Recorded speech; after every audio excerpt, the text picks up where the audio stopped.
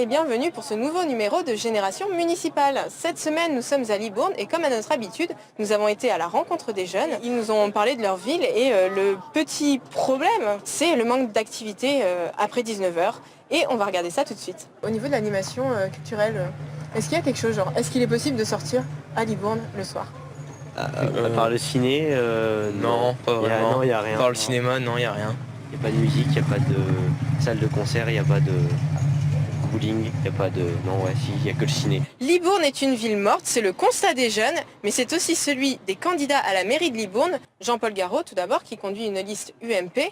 Je crois beaucoup, surtout qu'à l'intérieur de la ville, il y a, disons, des bars qui reçoivent des jeunes le soir, où il y a les gens qui discutent, qui se rencontrent. Je crois que c'est même plus important à la limite que les discothèques en tant que telles. Le programme que j'ai mis en place, il y a des mesures faites pour attirer les entreprises. Et donc, pour les attirer, il y a des mesures fiscales, par exemple. La mairie est là pour faciliter les choses. Par exemple, ici, il n'y a pas de concertation permanente avec les commerçants.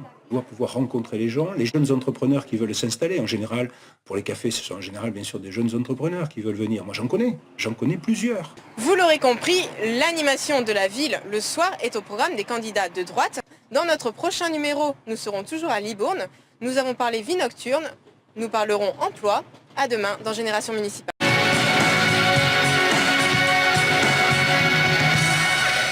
Génération Municipale, encore et toujours à Libourne. Hier, nous parlions activité nocturne. Aujourd'hui, nous allons parler emploi.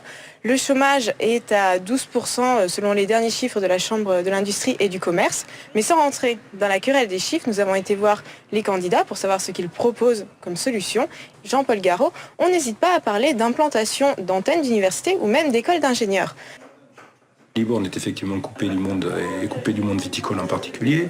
Mais si vous voulez, au-delà du monde viticole, j'ai dans le programme bien entendu la mise en place d'une pépinière d'entreprise, naturellement.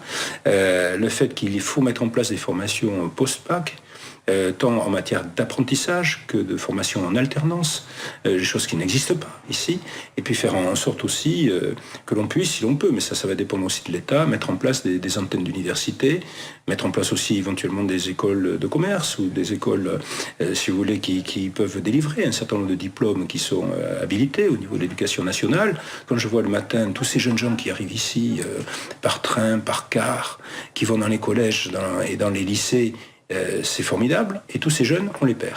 C'en est fini pour ce Génération Municipale à Libourne, mais nous nous retrouvons la semaine prochaine, nous irons à Talence, peut-être parler des universités pour les jeunes évidemment.